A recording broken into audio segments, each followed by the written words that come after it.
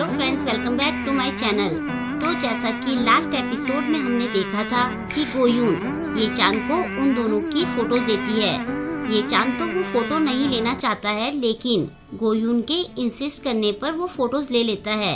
गोयून उसे एक छोटा फैन भी गिफ्ट देती है।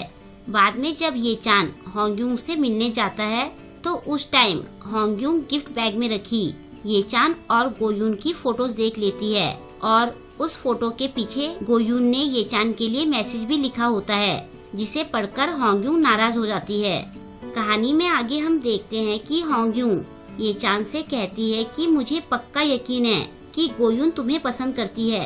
ये चान कहता है ऐसा नहीं हो सकता है, उसने मुझे फैन इसलिए गिफ्ट किया क्योंकि मुझे गर्मी ज्यादा लगती है और उसने सोचा होगा कि फोटोज को फेंकने से अच्छा तो वो मुझे दे दे, इसलिए उसने मुझे फोटोज दी होगी।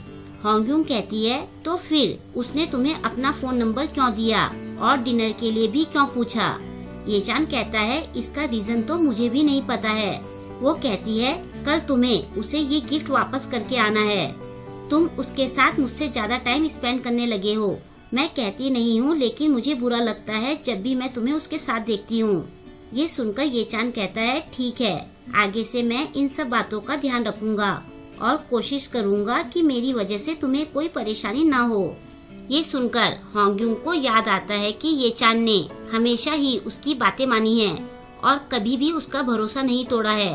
वो ये चान को सॉरी कहती है और कहती है कि ये सब मेरी वजह से ही शुरू हुआ है, मुझे तुम पर भरोसा रखना चाहिए। ये देखकर ये चान रोमांटिक होते हुए होंगयूंग को किस करने के लिए आगे बढ़ता है। होंगयूंग भी उसे किस करना चाहती है, लेकिन तभी वो देखती है कि उस कैफे का कैशियर उनको ही घूर रहा होता है। ये देखकर वो अचानक से डर जाती है और उसकी ये हरकतें देखकर ये चान भी डर जाता है। फिर दोनों अपनी बेवकूफियों पर खूब हंसने लगते हैं। नेक्स्ट डे होंगयूंग अपने फेस पर खीरे के पीस लगाकर ये चान से फोन पर बातें कर रही होती है और उसकी बातें सुनकर गिल्डोंग इरिटेट हो रहा होता है। ये चान उसे बताता है कि आज मैं तुम्हारी गिफ्ट की हुई टी शर्ट पहनकर शूटिंग के लिए जा रहा हूँ। होंगयूंग कहती है वो टी शर्ट तो तुम्हें मेरे साथ पहननी थी। अच्छा, वैसे तुम आज शूटिंग के लिए कहाँ जा रहे हो? ये चान उसे बताता है कि आज हम लोग शूटिंग के लिए अम्यूजमेंट पार्क जा रहे हैं। ये सुनकर होंगयूंग का माथा ठनक जाता है। वो ये सोचने लगती है कि अम्यूजमेंट पार्क में जाने के बाद ये चान और गोयून एक दूसरे के बहुत करीब हो जाएंगे।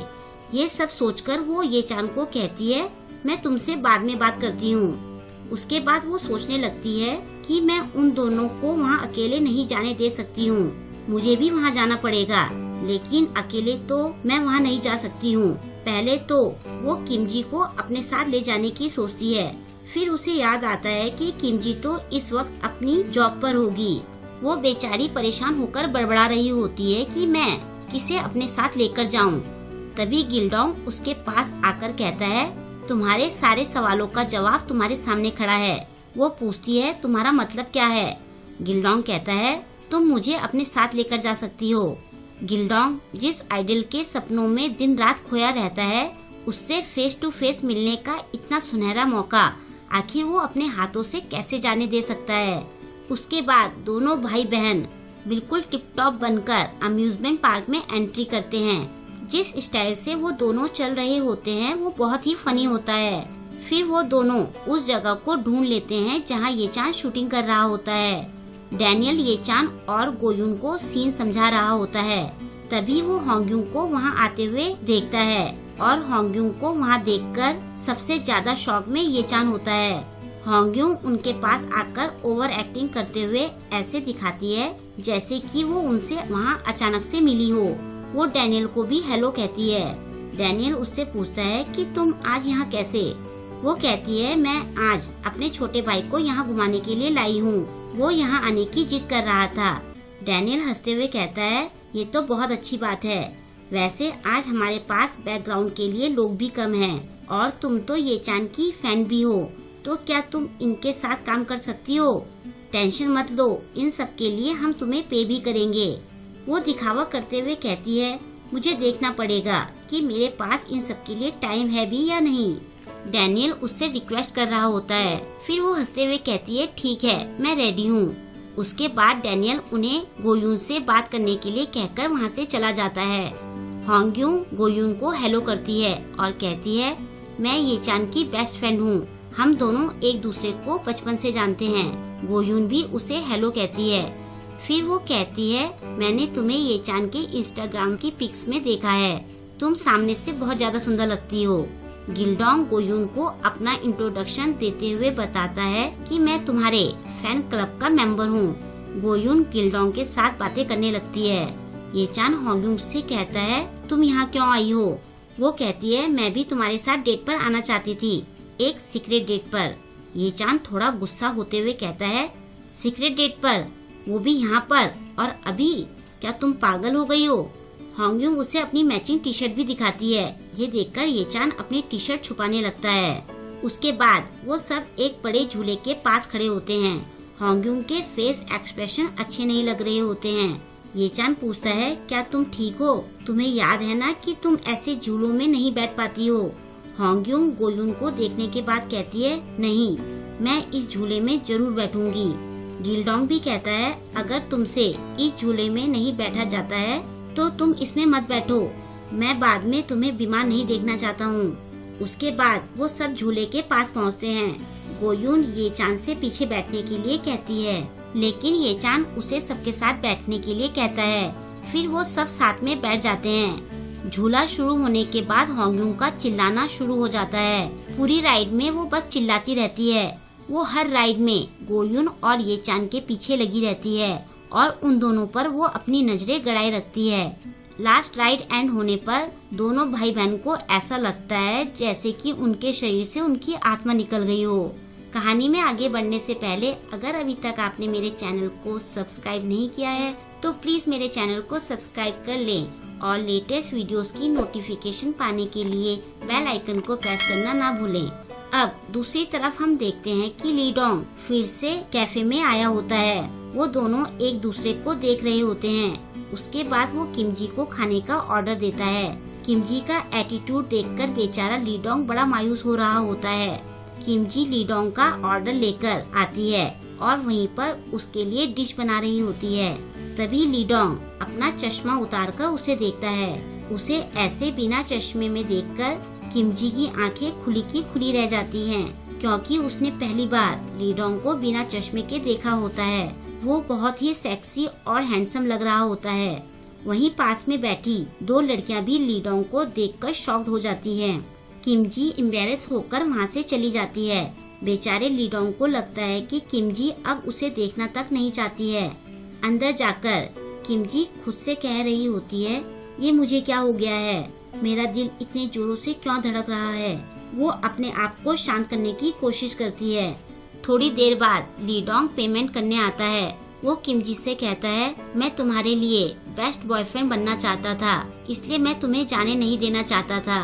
लेकिन अब मैं जब सारी बातें याद करता हूँ तो मुझे लगता है कि मैं शायद सबसे बुरा बॉयफ्रेंड था।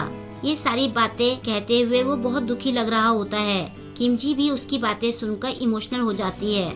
आगे वो कहता है, मुझे लगता है कि अब हमें सच में ब्रेकअप कर लेना चाहिए। आज के बाद मैं तुम्हें देखने के लिए यहाँ नहीं आऊँगा। मैं चाहता हूँ कि तुम बस खुश रहो। ये कहकर वो किमजी के लिए एक पेपर रखकर चला जाता है। किमजी उसे रोकने की कोशिश करती है, लेकिन वो नहीं रुकता है। किमजी वो पेपर खोलकर देखती है। उसमें लीडोंग ने लिखा होता है, हमारे ब्रेकअप के बाद कई बार मैंने तुम्हें ये बात कहने की कोशिश की।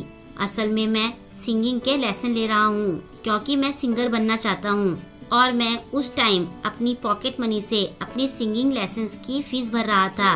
मैं देर रात तक सिंगिंग की प्रैक्टिस करता था। मैं कुछ बन जाने के बाद ये बात तुम्हें बताना चाहता था, लेकिन हमारे बीच एक के बाद एक मिसअंडरस्टैंडिंग आती गई। तुम मुझ जैसे लूजर से ज्यादा अच्छा लड़का डिजर्व करती हो। मैं हमेशा तुम्हें प्यार करता रहूँगा। ये सब पढ़कर किमजी बहुत जोर जोर से रोने लगती है। उसे बहुत बुरा लग रहा होता है। उधर शूटिंग के बाद सब लोग लंच कर रहे होते हैं। गोयून ने सबके लिए सैंडविच बनाए होते हैं।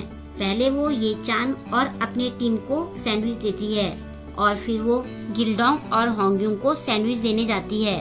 उसके बनाए सैंडविच पाकर गिल्डोंग बहुत खुश होता है। फिर वो होंग्यून से उसकी फैन बनने के लिए कहती है।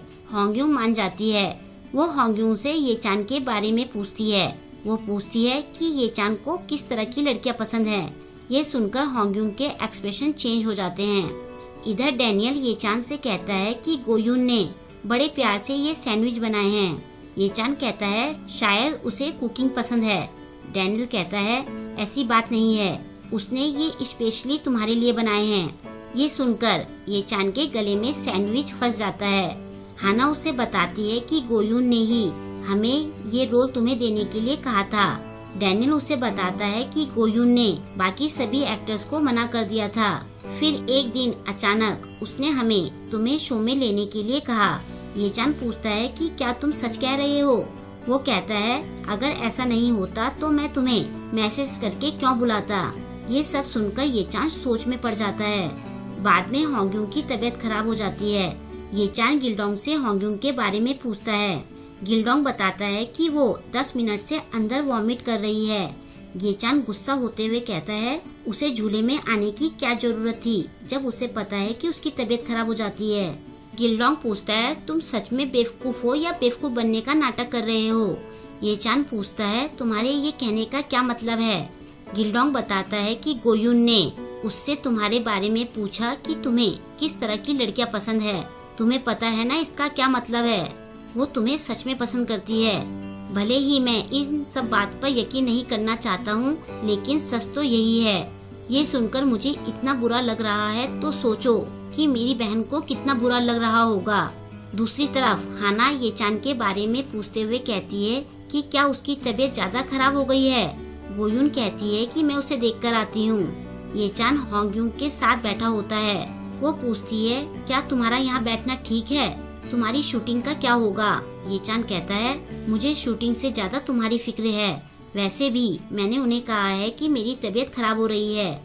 उसके बाद वो होंग्यूंग से कहता है क्यों ना हम सबको सच बता दें और ये झूठ का खेल बंद कर दें। हम सबको बता देते हैं कि हमारा ब्रेकअप नहीं हुआ है। होंग्यूंग उसकी बात काटते हुए कहती है चलो हम यहाँ से चलते हैं, सब हमारा वेट कर रहे होंगे। वो वहाँ से जाने लगती है, लेकिन तभी ये चान उसे गले लगा लेता है। वो कहता है मेरी वजह से तुम्हें इन सबको झेलना पड़ रहा है। गोयून ये चान को ढूंढते हुए वहाँ आ जाती है और वो ये चान को होंग्यूंग को हक करते हुए देख लेती है। गोयून की आंखों से अपने आप ही आंसू निकलने लगते हैं। ये चान भी गोयून को वहाँ पर देख लेता है और यहीं पर ये एपिसोड एंड हो जाता है। अब नेक्स्ट एपिसोड में हम ये देखेंगे कि ये चान किस तरह से गोयून को सब समझाता है। क्या वो उसे सच बता देगा या फिर वो कोई बहाना बनाएगा। ये सब अब हमें नेक्स्ट एपिसोड में पता चलेगा। आई होप कि आपको आज का एपिसोड पसंद आया होगा। आपको आज का एपिसोड कैसा लगा मुझे कमेंट करके जरूर बताएं और वीडियो को लाइक और शेयर करना ना भूलें। मिलते हैं जल्द ही नेक्स्ट वीडियो के साथ। Thank you.